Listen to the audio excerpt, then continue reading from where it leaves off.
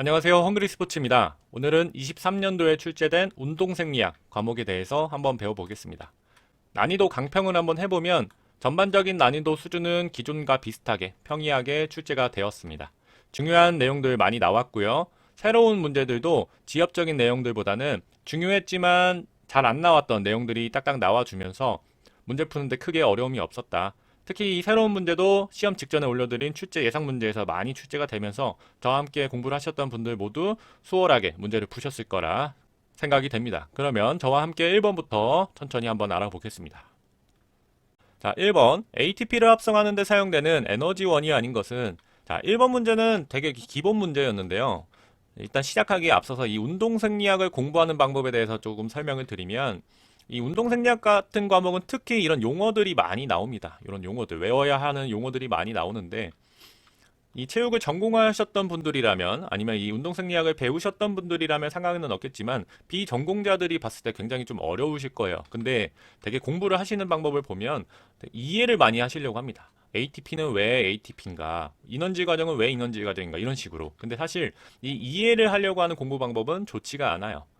운동생리학이라고 하는 것 자체가 운동을 할 때 우리 몸에 일어나는 어떤 현상들을 기술하는 학문에 가깝습니다. 그렇기 때문에 그것을 이해한다기보다는 빨리 그것의 특징, 중요한 것을 체크를 하고 암기를 하는 게 사실 더 중요합니다. 암기 과목이라고 보시면 돼요. 그래서 암기를 먼저 하시고 그 다음에 공부량이 어느 정도 쌓이면 자연스럽게 이해가 되실 겁니다. 그래서 이해보다는 암기를 먼저 하시는 것이 좋다. 중요한 것 위주로 체크를 하고 그것을 외우는 것, 그것이 운동생리학의 공부 방법이 되겠습니다.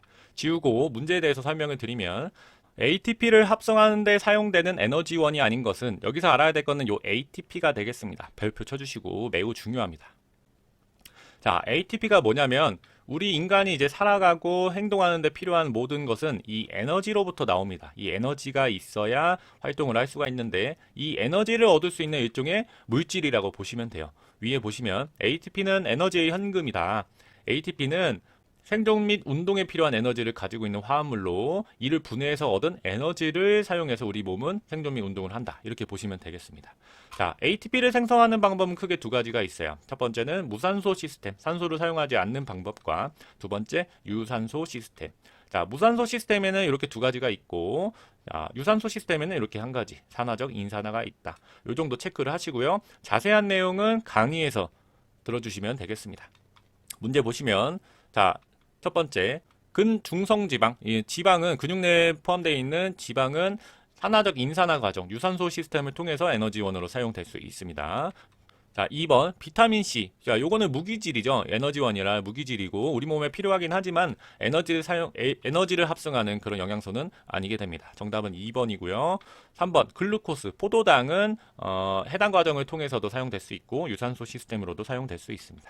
3번 맞고요. 4번 젖산. 젖산은 해당 과정의 마지막 산물입니다. 젖산으로 이게 남는데 이게 산소가 있을 때는 이렇게 유산소 시스템으로 사용될 수도 있고 또는 간에 가서 당 신생 과정을 통해서 다시 포도당으로 바뀔 수도 있다. 이것도 이제 에너지원으로 사용될 수 있습니다. 그 정답은 2번 비타민 C이다. 자세한 내용은 강의에서 들어주시고 2번으로 가겠습니다. 자, 2번 근수축에 필수적인 칼슘 이온을 저장 분비하는 근육세포 내 소기관은, 자, 근골격계에서 구조 문제가 오랜만에 출제가 되었습니다. 이런 내용은 가볍게 보시면 되고요. 칼슘 이온을 저장 분비하는 세포 소기관은 근형질 세망이 되겠습니다. 근형질 세망. 칼슘을 저장, 근수축 시 칼슘 방출과 재흡수를 담당한다. 자, 구조 전반적으로 한번 보시면 좋고, 여기서는 사실 이 근섬유랑 이 근원섬유, 미오신과 액틴, 이제 수축을 담당하는 이 부분이 좀 더 중요하거든요. 이 부분을 좀 더 보시고, 나머지 이 구조에 대해서는 이 그림 보면서 한 번씩 맞춰보면서 가볍게 알아가는 정도면 될 것 같습니다. 자, 다른 보기도 한번 볼게요. 위성세포. 위성세포는 뭐냐면 원형질막과 기려막 사이에 존재하는 것으로 근육의 성장, 손상 및 훈련 등의 근육의 적응을 담당하는 곳이다. 자, 미토콘드리아는 이제 세포 호흡에 관여하고 특히 이제 그 에너지 대사 이런 것들이 여기서 좀 이루어지고요. 자, 네 번째 근핵은 세포라면 존재하는 그 어떤 핵이죠. 세포 핵을 의미하는데 근육세포, 근세포 내에 존재하는 핵은 이제 근핵이라고 부릅니다. 이 정도 근형질 세망 체크하고 요거 가볍게 보고 가시면 되겠습니다. 3번으로 넘어가겠습니다. 자, 3번 운동 후 초과산소 섭취량에 영향을 미치는 요인으로 적절하지 않은 것은, 자, 여기서 알아야 될 거는 이 운동 후 초과산소 섭취량이겠죠. 자, 이것에 대해서 설명을 드리면, 자, 우리가 이제 운동을 합니다. 운동을 하면은 기존의 평상시보다 산소가 많이 필요하게 돼요. 어떤 대사 활동을 위해서. 그러면 이제 산소 활동, 운동 중에 산소 섭취량이 증가를 하겠고, 그 다음에 운동이 끝나면은 이제 산소 섭취가 더 이상 그만큼 필요하지 않기 때문에 감소를 할 겁니다. 이렇게 예상을 하는데, 실제로 운동 후에 초과 산소 섭취량을 보니까 이만큼 감소하지 않고 더 천천히 감소하더라. 그만큼 더 많이 뭔가 산소를 섭취하고 있더라라고 하는 거예요. 요 부분을 뭐라고 하냐면 아까 위에서 EPOC, 운동 후 초과 산소 섭취량이라고 부릅니다. 그러면 이 원인에 대해서 분석을 해봤더니 이런 게 있다라고 하는 거예요. 자, 운동 중에는 다양한 요인들이 증가한다. 일단은 피를 더 잘 보내줘야 되겠죠. 어떤 영양적으로나. 그래서 혈압이 올라가게 됩니다. 그러면 이 올라간 혈압을 다시 낮추는데 에너지가 필요하다라고 하는 거고요. 운동 중에는 그 대사산물로 젖산이 많이 생깁니다. 이 젖산은 말 그대로 산이기 때문에 우리 몸을 산성화시키게 돼요. 그러면 우리 몸에 좋지 않은 영향을 주기 때문에 이것을 빨리 어떤 포도당으로 바꾸거나 대사 활동을 통해서 분해를 시켜야 됩니다. 그때 에너지가 필요하기 때문에 운동 중에는 필요하지 않더라도 또 산소가 필요하다라고 하는 거고요. 자, 운동 중에는 이 대사 활동을 통해 열이 발생하면서 체온이 올라가게 되는데 이 올라간 체온을 다시 낮추는데 일종의 산소가 또 필요하다라고 하는 거예요. 그래서 이런 것들이 필요하다. 자, 문제 보시면 운동 중에 증가한 체온이 계속 증가해 있으면 안 되겠죠. 그러면 감소를 해야 되니까 이거는 맞고요. 운동 중 증가한 젖산도 없애야 되기 때문에 산소가 필요합니다. 자, 3번 운동 중 증가한 호르몬 에피네프린, 노르에피네프린. 자, 요거는 이제 운동 중에 이제 이런 교감신경 활성화에 의해서 이런 호르몬들이 나옵니다. 그러면 운동이 딱 끝났어요. 운동이 끝나면 이런 호르몬들이 없어지지 않고 아직 혈액 중에 남아 있겠죠. 자, 이런 것들은 아직 흥분 작용을 하고 있기 때문에 일종의 초과 섭취량을 발생하는 원인 중에 하나가 되게 됩니다. 그래서 3번은 틀렸고. 자, 운동 중 증가한 크레아틴 인산. 자, 앞에서 봤듯이 운동 중에는 요 PC, 크레아틴 인산을 사용을 하죠. 요거를 이제 분해를 해서 에너지를 사용을 하기 때문에 요게 감소하게 됩니다. 운동 중에는 이 크레아틴 인산이 감소하게 되고 다시 또 에너지를 합성을 해서 요것을 좀 만들어야 됩니다. 그래서 운동 중 증가한 크레아틴 인산은 틀린 답이 되겠습니다. 정답은 4번. 자, 4번 문제로 넘어가도록 하겠습니다. 4번 수중 운동 시에 체온 유지를 위한 요인으로 옳지 않은 것은 자 이렇게 환경 구분, 환경과 운동 파트에서는 그렇게 중요하진 않지만 한 문제 정도 이렇게 나오고요. 제가 강의에서 수중 환경 요게 한 번도 안 나왔으니까 올해 나올 것 같습니다 라고 말씀을 드렸는데 출제는 됐지만 좀 다른 내용이 나오긴 했어요. 한번 이제 설명을 드리면 자, 물속에 들어가서 운동을 했을 때 우리 몸은 어떠한 반응을 하는가? 첫 번째는 생리적인 어떤 방뇨 현상, 이런 것을 느낀다라고 하고요. 자, 호르몬 쪽으로 봤을 때는 알도스테론, 그리고 항이뇨 호르몬의 감소가 유발이 된다. 신경적으로 봤을 때는 교감신경의 자극이 감소가 된다. 이렇게 보시면 되겠습니다. 자, 이 내용이 많은데 여기서 세부적으로 들어가면은 좀 어려워요. 특히 이 환경과 구분은 좀 어렵기 때문에 이렇게 굵직굵직한 내용 위주로 보시는 것이 훨씬 더 좋고요. 자, 세 번째, 수온에 따라서 생리적 반응이 다르다. 예를 들어 물이 따뜻하면 고온 환경의 특징을 보이면 되고요. 물이 차갑다라고 하면은 저온 환경에서의 우리 몸의 그런 현상이 나타난다. 이렇게 보시면 되겠습니다. 마지막, 최대 운동 및 무산소 능력이 감소된다. 이렇게 체크하고 문제 한번 더 보겠습니다. 문제에서는 체온 유지를 위한 요인으로 옳지 않은 것은 이렇게 나왔네요. 무슨 말이냐면 체온과 관련이 있는 요인으로 옳지 않은 것은 이렇게 보시면 되겠습니다. 그럼 요거는 거꾸로 한번 볼게요. 첫 번째, 물의 온도는 체온 유지, 체온과 밀접한 관련이 있죠. 요거는 맞고, 물의 온도가 뜨겁거나 차갑거나 하면은 그만큼 체온도 유동적으로 변할 겁니다. 자, 세 번째, 운동 강도가 심할수록 더 우리 몸은 많은 열을 내고, 많은 열을 낼수록 더 많이 손실을 하겠죠. 그런 것들 이거 체크해 주시고. 자, 체지방량도 중요합니다. 우리가 말단에서 이 우리 몸에 열을 잃을 때 체지방이 많은 사람일수록 비교적 덜 열을 손실을 하기 때문에 이런 것도 이제 체온과 관련한 밀접한 요인이 되겠습니다. 맞고요. 정답은 1번 이제 폐활량이 되겠습니다. 1번 폐활량. 자, 폐활량은 직접적으로 체온과 관련이 있는 요인은 아니에요. 물론 운동하는 그런 강도나 그런 환경에 따라서 폐활량이 유의미하게 변할 수는 있지만 체온에 영향을 주는 그런 1차적 요인은 아니다. 정답은 1번. 조금 생각해보면 상식적으로 풀 수 있었던 문제였습니다. 자, 5번으로 넘어가겠습니다. 자, 5번. 운동 강도 증가에 따라 동원되는 근섬유 순서로 오른 것은 자, 이것도 쉽게 출제가 됐는데 한번 설명을 드리면 자, 근섬유가 뭔지 알아야겠죠. 근섬유는 근수축을 일으키는 어떤 가장 좀 기본적인 한 단위라고 보시면 됩니다. 근섬유는 이렇게 섬유처럼 생겼어요. 섬유처럼 생겨서 실처럼 근섬유. 그래서 어떤 한 단위, 수축을 이루는 어떤 한 단위라고 보시면 됩니다. 이 안에는 근원섬유라고 하는 수많은 이제 실들이 있거든요. 요 실들이 서로 당기면서 수축을 이루는데 그 한 단위라고 보시면 됩니다. 그때 우리가 연구를 해보니까 우리 몸에는 크게 이렇게 두 가지의 모습이 보이더라라고 하는 거예요. 근섬유가. 첫 번째는 이 근섬유를 연구를 해보니까 이 근섬유는 되게 오래 버티는 능력이 좋다라고 하는 거예요. 요것을 이제 지근이라고 하고, 어떤 근섬유는 봤더니 오래 버티는 능력은 좀 적지만 빠르게 수축하는 능력이 좋다라고 보는 거예요. 이게 이제 속근이라고 합니다. 그래서 그것의 특징을 봤더니, 자, 오래 버티는 그 근육은 되게 이제 이 안에 이 모세혈관 밀도가 높고 이 마이오글로빈이라고 하는 이런 물질이 많아서 되게 빨갛게 보여요. 빨갛게 보여서 적근이라고 부르고, 자, 요거는 이 지금보다, 이 속근은 지금보다 이것의 비중이 좀 적기 때문에 비교적 하얗게 보인다라고 해서 백근이라고 부릅니다. 백근. 근데 우리나라에서는 지근이나 적근으로 이렇게 부르고, 요것은 속근이나 백근이라고 부른다. 영어로 봤을 때는 이제 슬로우 타입, 그래서 지근, 그리고 옆에 거는 패스트 타입 해서 속근이라고 부르고요. 자, 처음에 연구를 했을 때 이게 먼저 발견이 됐어요. 그래서 요거를 타입 1이라고 하고, 요 속근을 타입 2라고 부릅니다. 자, 계속 연구를 해보니까 이 사이에 살짝 특징을 보이는 것들도 좀 있더라.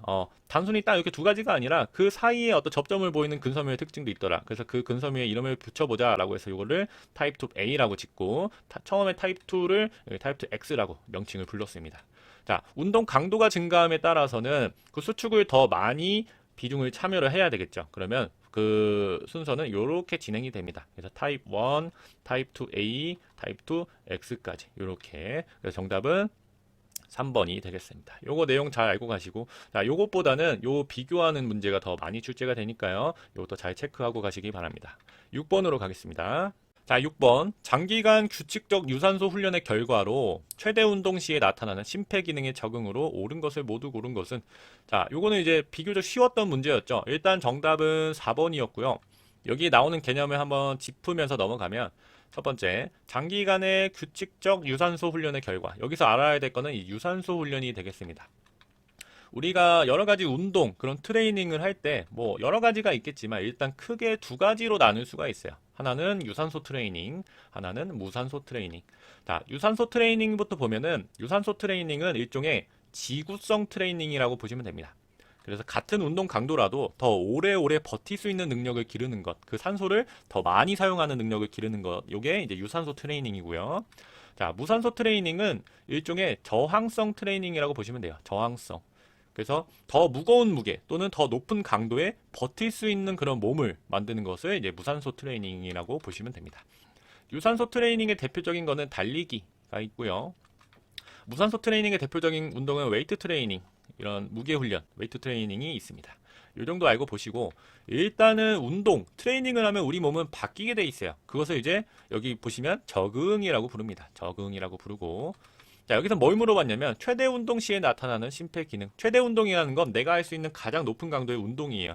그 운동을 하면서 몸이 어떻게 변화했는지를 비교를 할 수가 있기 때문에 이 최대 운동은 그렇게 보시면 되고요. 그러면 정리를 하면 유산소 훈련 시에 심폐기능이 어떻게 변화했나, 요거를 물어보는 겁니다. 그럼 본문 교재에서 유산소 트레이닝 시에서 심폐조직의 변화. 첫 번째, 최대 산소 섭취량이 증가했다. 우리가 몸에서 산소를 더 많이 끄집어내서 쓸 수 있다는 그런 능력이 향상을 했다는 거예요. 그럼 보기에서 기억, 최대 산소 섭취량이 증가했다. 요것도 맞고요.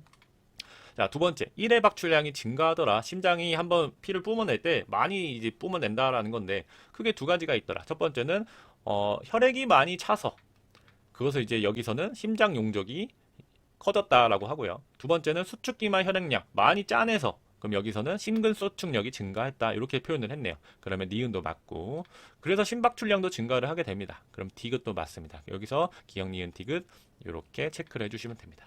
나머지 내용도 중요하니까요. 본문 강의랑 교재 내용 잘 보고 가시면 감사하겠습니다. 자, 7번으로 넘어가겠습니다.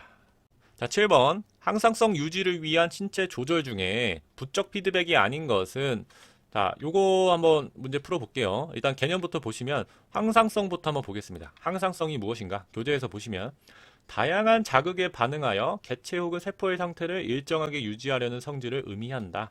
자, 쉽게 말하면 우리의 몸이 이렇게 존재를 하면 우리의 몸은 생존에 가장 적합한 상태를 유지하고자 합니다. 그것을 우리가 항상성이라고 부르는 거예요. 근데 어떠한 자극이 주어집니다. 이런 자극이 주어지면 이것을 우리 몸은 반응을 해요. 예를 들면 바깥의 온도가 많이 올라가면 따라서 체온도 많이 올라가죠.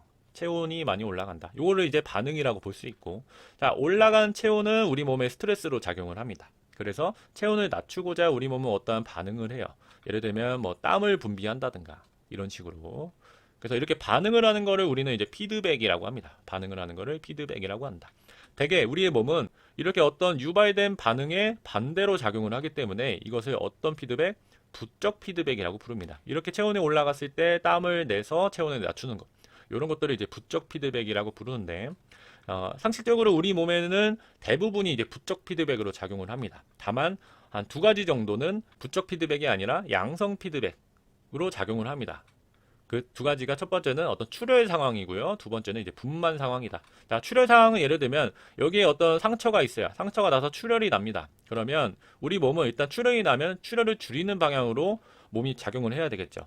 근데 우리 몸은 어떻게 작용을 하냐면, 자, 혈액이 돌아와야 되는데 혈액이 그만큼 안 들어온다라고 생각을 하는 거예요. 그래서 더 교감신경이 자극화되면서 심장 활동이 더 활성화됩니다. 더 많이 피를 더 뿜어내요. 그럼 피를 더 많이 보내고 출혈이 더 가속되는 이런 상태.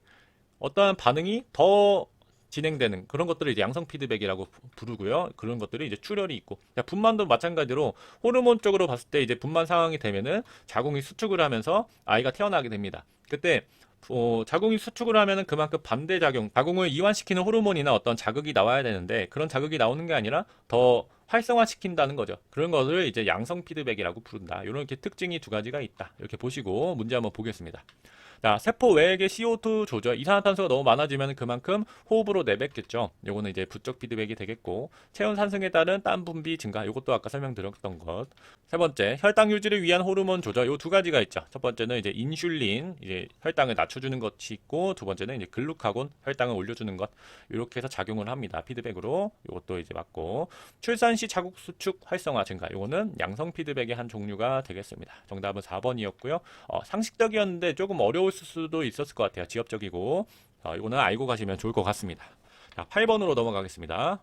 자, 8번. 운동 중에 1회 박출량 증가 원인으로 옳지 않은 것은, 자, 여기서 이제 1회 박출량이 무엇이냐면, 교재 보시면, 심장이 1회 박동하면서, 심장이 한번 꿍 뛰면서 뿜어내는 그 혈액량을 의미를 합니다. 운동 중에는 이 1회 박출량이 증가를 한다라고 하는 거고요. 그 원인을 찾는 문제가 되겠습니다. 그러면 1회 박출량의 그 요소로는 첫 번째는 이제 이완기말 혈액량. 요거 뭐냐면 심장에 이렇게 피가 다 찼을 때 혈액량을 의미를 하고요. 요게 많으면 많을수록 그 박출량이 많겠죠. 두 번째, 수축기말 혈액량. 요거는 뭐냐면 한번 심장이 이렇게 수축을 했을 때 남아있는 혈액량을 의미를 합니다. 무슨 말이냐면 심장이 수축하는 능력이 강하면 강할수록 더 많이 피를 짜내기 때문에 1회 박출량이 증가한다. 그래서 1회 박출량이 증가하려면 이완기말 혈액량이 증가해서 그 양이 많아져야 되고, 수축기말 혈액량이 줄어들어서 더 강하게 수축을 해야 된다. 자, 이것을 우리 심장 구조랑 함께 좀 쉽게 설명을 드릴게요. 우리 심장 구조가 이렇게 네 가지로 구성이 되어 있는데, 자, 보는 기준으로 오른쪽을 좌라고 부르고 왼쪽을 우라고 부르겠습니다. 그러면 심장의 위쪽을 우리는 방이라고 부르고요, 아래를 실이라고 부른다. 우리가 일반적으로 심장에서 나가는 피는 좌심실에서 나갑니다. 좌심실에서 이렇게 대동맥을 통해서 조직으로 가고요. 조직. 그런 팔다리나 필요한 기관에서 이 영양소나 산소를 뽑아서 쓰게 됩니다.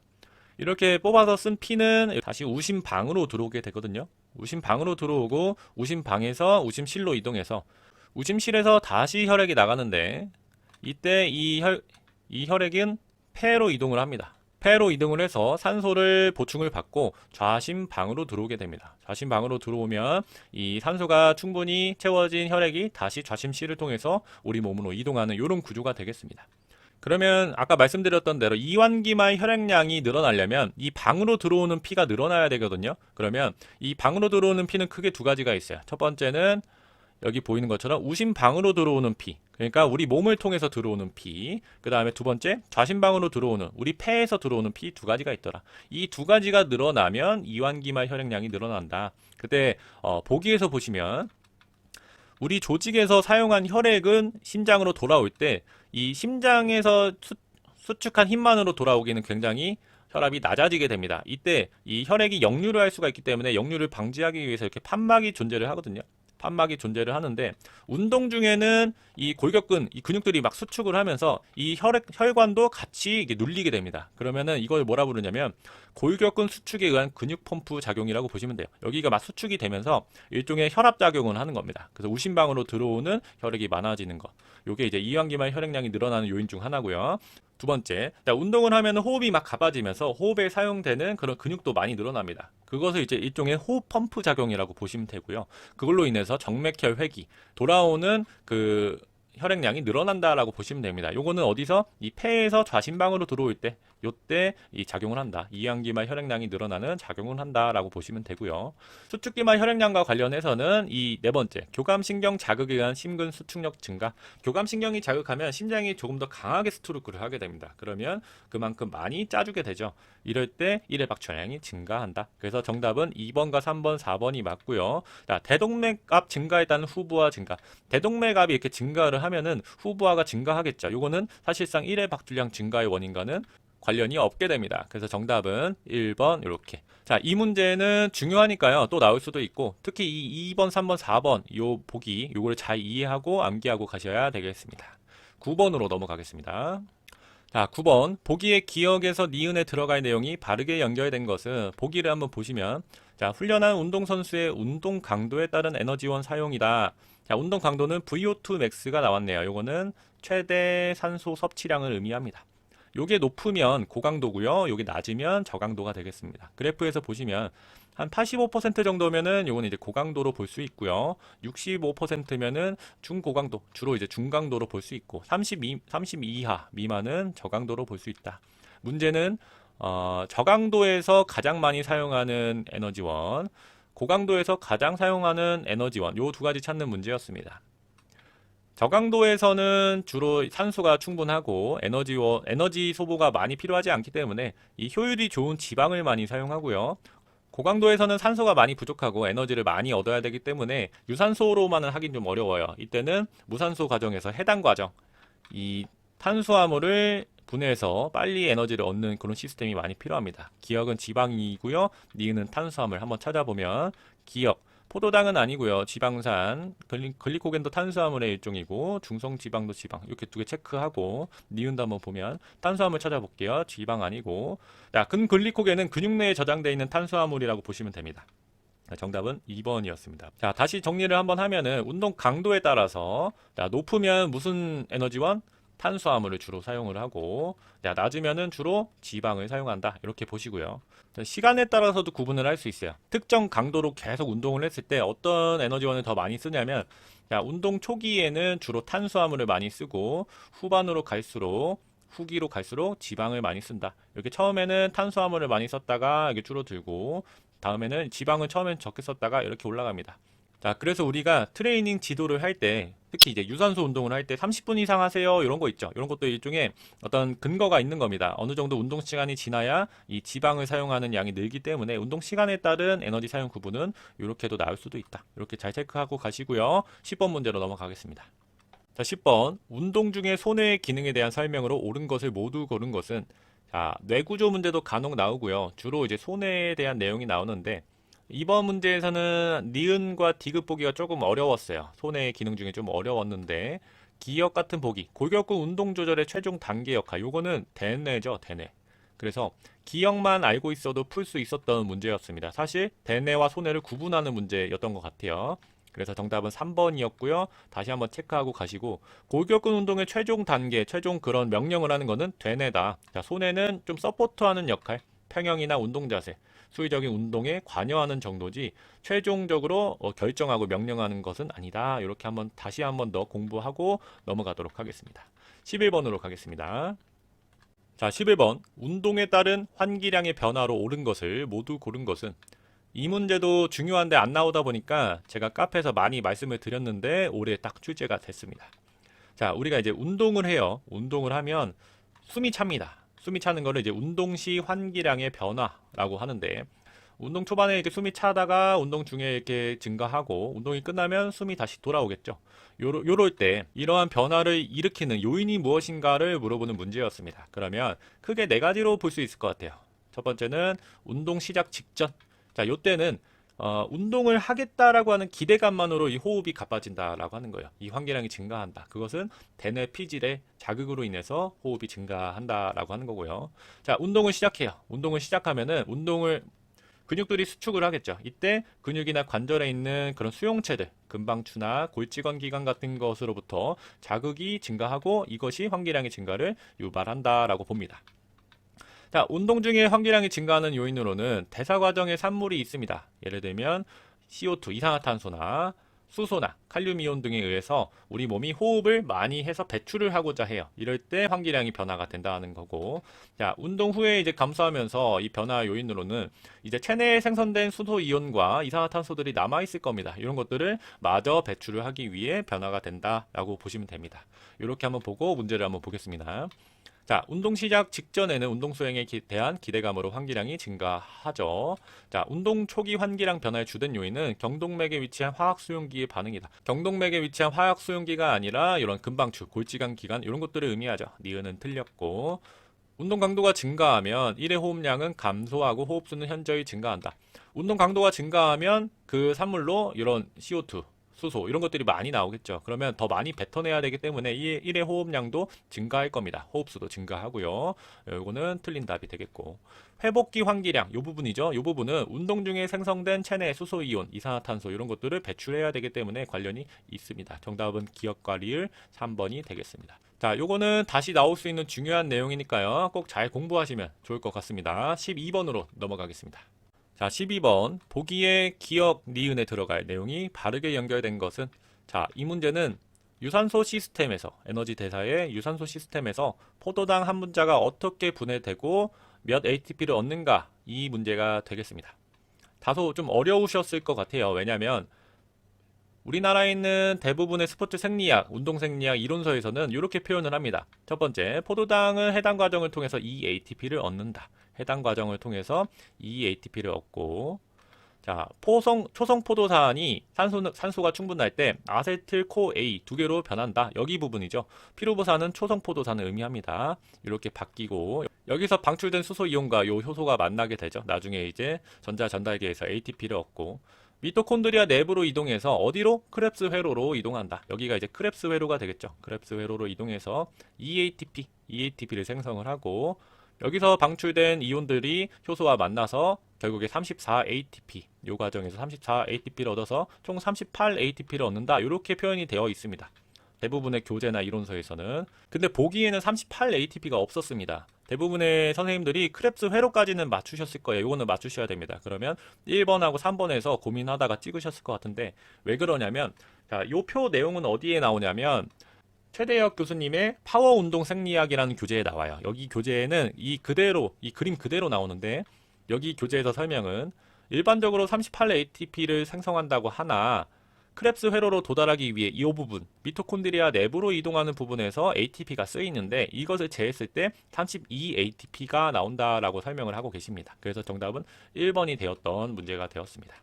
자, 그래서 정리를 하자면 이 문제는 조금 지엽적인 문제가 아니었나 좀 싶습니다. 왜냐하면 대부분의 이론서에서는 이렇게까지만 표현을 하는데 한 교재에서 다루는 내용을 이대로 내다 보니까 대부분의 선생님들이 조금 풀기가 어렵지 않았나 생각이 들고, 자, 일단 생리학 자체가 딱 정답이 있는 학문은 아닙니다. 무슨 말이냐면 우리 근육계에서도 배웠듯이 근세사 활주설이 있어요. 근세사 활주설. 아, 근육이 어떻게 수축하는가 봤더니 근세사가 활주하는 그런 가장 그럴싸한 이론이다라고 하는 거예요. 무슨 말이냐면 이런 것도 학자마다 좀 다르다는 겁니다. 견해가 학자마다 다르지만 가장 많이 인용하고 사용하는 그런 개념을 가운데다 두고 우리가 이렇게 배우는 건데, 이런 내용도 사실은 이렇게 나오면 조금 아쉽긴 해요.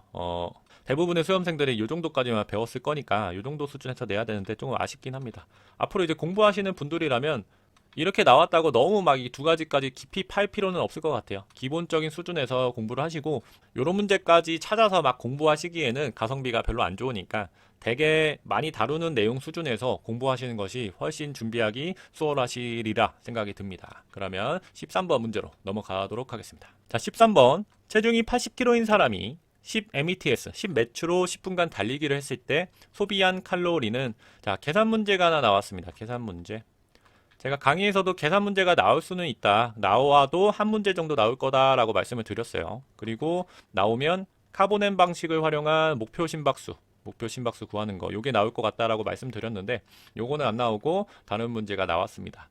조금 아쉽긴 한데 요거는 내년에도 나올 수 있으니까 보시고요. 요 매치 활용한 요것도 중요하니까 한번 더 보시고 설명을 드리면, 우리가 평상시에 숨을 쉽니다. 평상시에 숨을 쉬면 숨을 쉬는 그 용량이 있겠죠. 그것을 이제 안정시 산소 섭취량이라고 해요. 그러면 우리 인간은 보통 자기 몸무게 기준 킬로그램당 한 3.5ml 정도의 숨을 분당 쉰다라고 합니다. 요게 이제 1mets라고 부르고요. 그러면 우리가 운동할 때는 숨을 더 많이 쉬겠죠. 그럼 숨을 더 많이 쉬는 것만큼 내가 운동 강도나 에너지를 소비한 것을 계산을 할 수가 있게 됩니다. 그래서 운동 강도를 측정할 수 있는 중요한 단위이기도 합니다. 자, 이 문제에서는 소비한 칼로리를 물어봤어요. 그러면 칼로리를 계산할 때 먼저 총 섭취한 산소량을 계산을 해야 됩니다. 먼저 총 산소 섭취량, 이것을 계산을 해서 이것을 소비한 칼로리로 바꾸는 과정이 필요했어요. 계산을 한번 해보면 다 곱하면 됩니다. 체중이 80kg인 사람이 10mets로 몇 분간? 10분간 달리기를 했을 때 소비한 칼로리, 그러면은 총 소비한 섭취량이 나오겠죠. 요때 1매츠는 3.5ml였습니다. 그러면 여기다 10을 곱해주면 35ml가 되겠죠. 그러면 80, 35, 10 이렇게 곱하면 28,000리터, 28,000ml가 되겠고, 리터로 나누겠습니다. 리터당 계산이니까 1000단위 절사하면 28리터가 되겠네요. 그러면 내가 총 산소를 섭취한 것은 28리터다.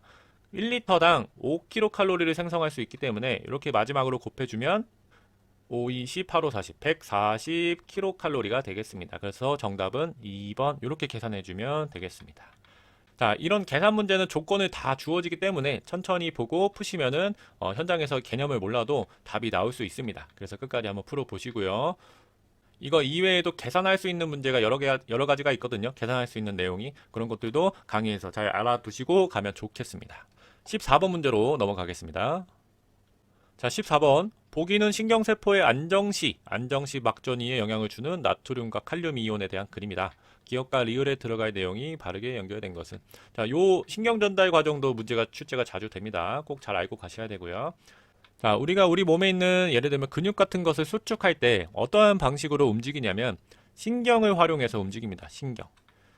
우리 몸에는 중추신경부터 이 근육까지 연결되어 있는 신경세포가 있고요. 이런 신경세포에 전기적 자극, 전기를 흘려보냅니다. 전기를 흘려보내서 근육을 움직이게 되는데요. 이때 전기가 잘 흐를 수 있게 이 세포를 만들어 두는 것, 그런 상태를 만들어 두는 것을 우리는 활동 전위라고 부릅니다. 활동을 잘할 수 있는 전위라고 하는 거예요. 이 신경세포 안에는 뭐 여러 가지 이온들이 있어요. 여러 가지 나트륨이나 칼륨, 여기에 염소 같이 여러 가지 이온들을 안으로 뺐다가 밖으로 빼면서 여기 전기가 잘 흐를 수 있게 만듭니다. 그래서 필요하지 않을 때는 음전압을 만들어서 전기적 자극이 안 가게 하고, 필요할 때는 양전압을 만들어서 전기가 잘 갈 수 있게 하거든요. 이 과정을 전기적 과정이라고 부르고, 공부하실 때 이 과정을 잘 알고 계셔야 돼요. 이번 문제에서는 안정시 막전이, 그러니까 안정 상태에서 문제가 나왔습니다. 비교적 어렵지 않게 나왔습니다.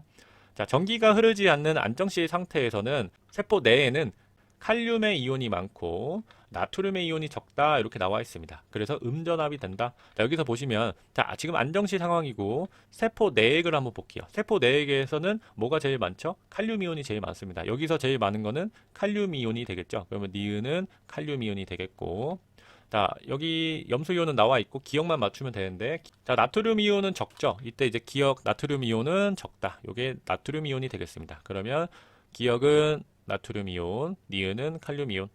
자, 옆에 보시면, 자, 이때 펌프가 일어나고 있네요. 펌프는 뭐냐면 능동적으로 이 이온들을 움직이게 하는 겁니다. 그러면 이렇게 칼륨이 안쪽에 많을 수 있게 하려면 칼륨을 가져와야겠고, 요게 칼륨이겠고, 나트륨이 적게 하려면, 바깥쪽에 많게 하려면 나트륨을 이렇게 밖으로 가져와야겠죠. 요게 나트륨이 되겠습니다. 그렇게 해서 이렇게 구성이 된다. 그러면 디귿은 나트륨이고요. 리을은 칼륨 해서 정답은 2번이 되겠습니다.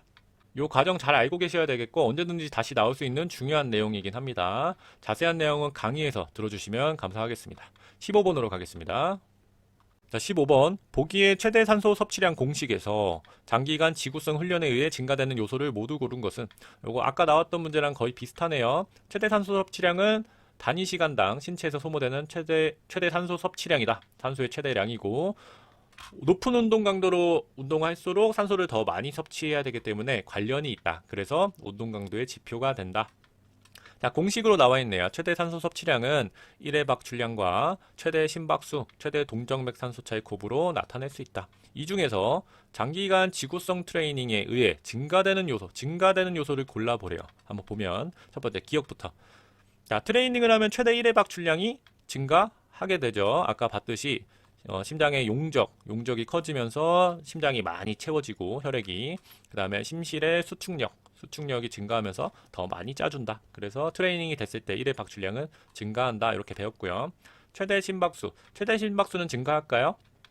요거는 두 가지로 볼 수 있을 것 같아요. 첫 번째, 자, 인간의 심박수는 심장이 빨리 뛰는 그 능력은 어느 정도 한계가 있다고 봅니다.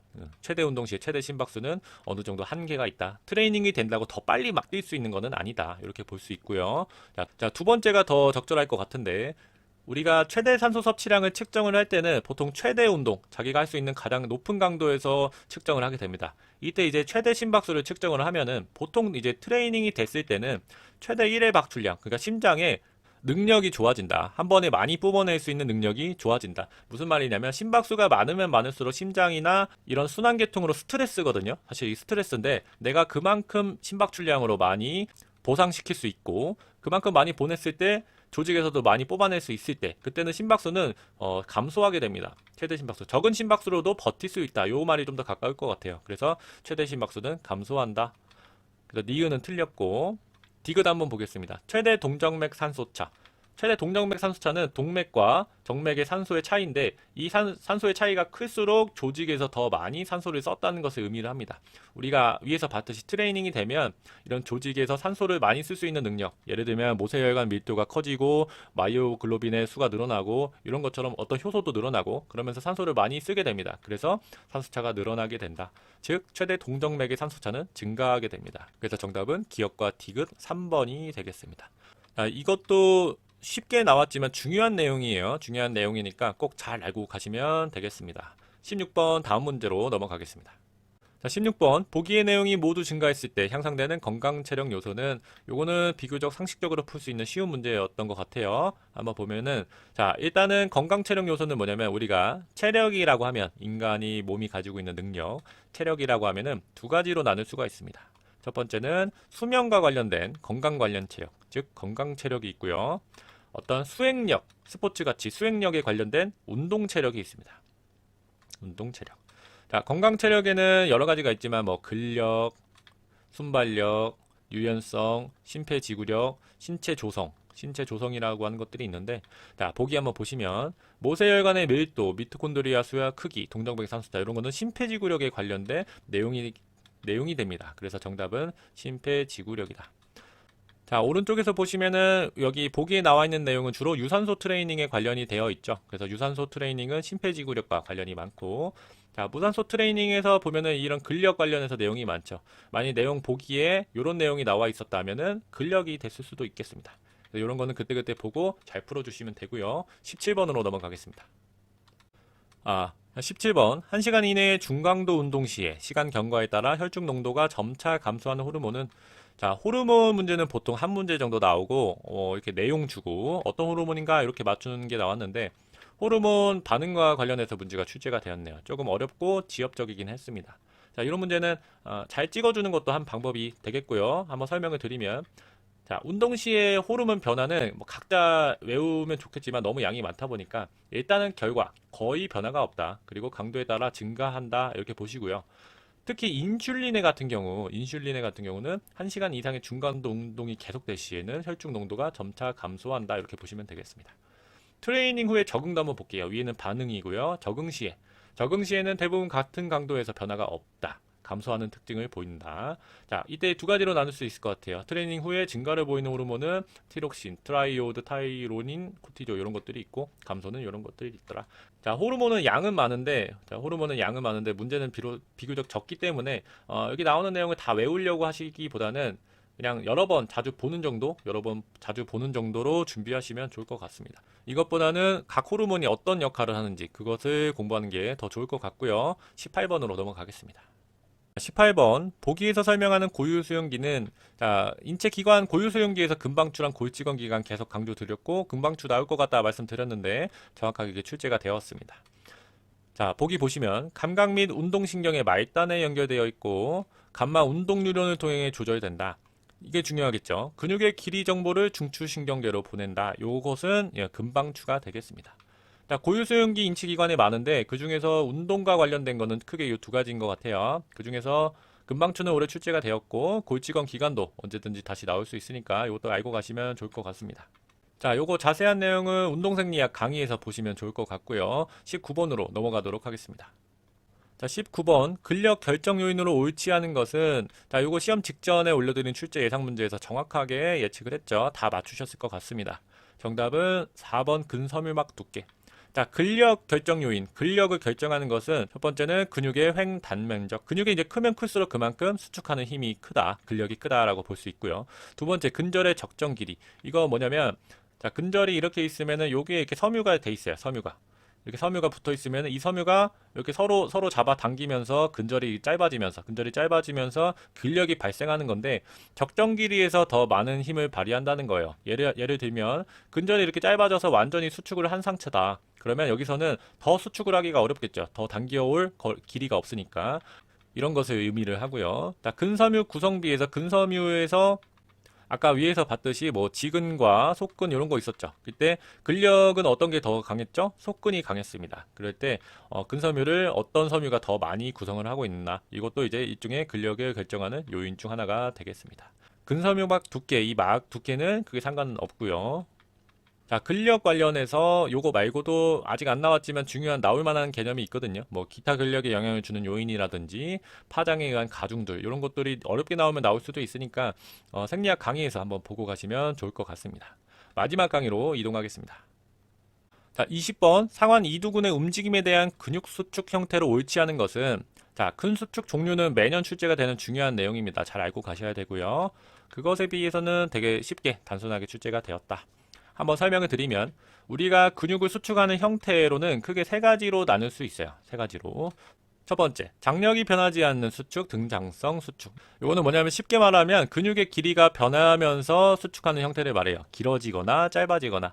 이렇게 덤벨이 있을 때 덤벨을 이렇게 잡아서 이렇게 들거나 내릴 때 이 상완 이두근이 짧아지거나 길어지게 됩니다. 이런 것들을 이제 등장성 수축이라고 한다. 이때 이 무게, 장력은 일정하기 때문에. 자, 두 번째. 등척성 수축, 근육의 길이가 거의 변하지 않는 수축. 예를 들면 딱 이 각도로 덤벨을 들고 버티는 거예요. 그러면 길이가 변하지 않지만 힘을 주고 있죠. 이때는 항상 힘을 주고 있습니다. 그럴 때도 등척성 수축이라고 합니다. 자, 세 번째 등속성 수축은 뭐냐면 속도가 일정한 수축을 의미를 합니다. 자, 우리가 일반적으로 이런 덤벨컬 같은 경우도 이렇게 들다 보면은 상대적으로 근육의 이런 관절이나 근육의 각도에 따라서 가벼워지거나 하면서 속도가 바뀌거든요. 근데 이 등속성 수축은 뭐냐면 이 올라갔다가 내려가는 이 속도를 일정하게 한다는 거예요. 그래서 실제적으로는 좀 구현하기가 어렵다. 일상적으로는 구현하기는 어렵고 이런 기계 같은 거를 통해서 구현을 할 수가 있다. 이렇게 보고 가시고 자, 문제 보겠습니다. 자세를 유지할 때는 등척성 수축이다. 자세를 유지할 때는 근육의 길이가 변하지가 않죠. 이럴 때는 등척성 수축이 되겠고 자, 턱걸이가 올라갈 때 턱걸이가 이렇게 잡고 있다가 올라가면은 팔이 이렇게 굽어지겠죠. 팔이 굽어지면 이 상완 이두근이 수축을 할 겁니다. 짧아지면서 수축을 하니까 단축성 수축 맞고요. 내려갈 때는 길어지면서 힘을 발휘하겠죠. 이렇게 되겠습니다. 자, 공을 던질 때는 공을 이렇게 가지고 있고 이렇게 있어서 이렇게 던져야 되는데 이때는 상완 삼두근 쪽에 이렇게 수축을 하면서 팔이 이렇게 내려가서 펴지겠죠. 그러면서 던지니까 자, 상완 이두근은 따로 능동적으로 수축하지는 않고 형태로는 이완되면서 공을 던질 수 있을 것 같습니다. 그래서 등속성 수축은 조금 틀린 답이 되겠습니다. 정답은 4번. 이상으로 23년도에 출제된 운동생리학 과목 강의를 마치도록 하겠습니다. 다소 좀 내용이 어려우실 수는 있어요. 이 운동생리학이라고 하는 과목 자체가 이 용어도 좀 생소하고 내용 이해도 좀 어렵긴 한데 어느 정도 꾸준히 공부를 하시다 보면은 그 깨달음이 오는 구간이 있습니다. 그 구간만 잘 넘어가면은 이해도 잘 되고 잘 까먹지도 않고 문제 푸는데 어려움이 없기 때문에 꾸준히 노력을 하시면 충분히 가능하실 수 있고요. 추가로 이 과목을 공부를 하실 때 너무 많이 이해를 하시려고 하면은 좀 어렵다. 이 필기 시험에서 요하는 수준 자체가 그렇게 전문적이고 의학적인 수준을 요하는 게 아니라 기본적인 수준을 요하거든요. 그렇기 때문에 공부를 하실 때도 중요한 것 위주로 굵직굵직하게 내가 너무 이것을 100%다 이해하고 넘어가려고 하면은 어렵다. 요거 잘 기억해 주시고 준비해 주시면 되겠습니다. 긴 강의 들어주셔서 감사하고 이상으로 강의 마치도록 하겠습니다.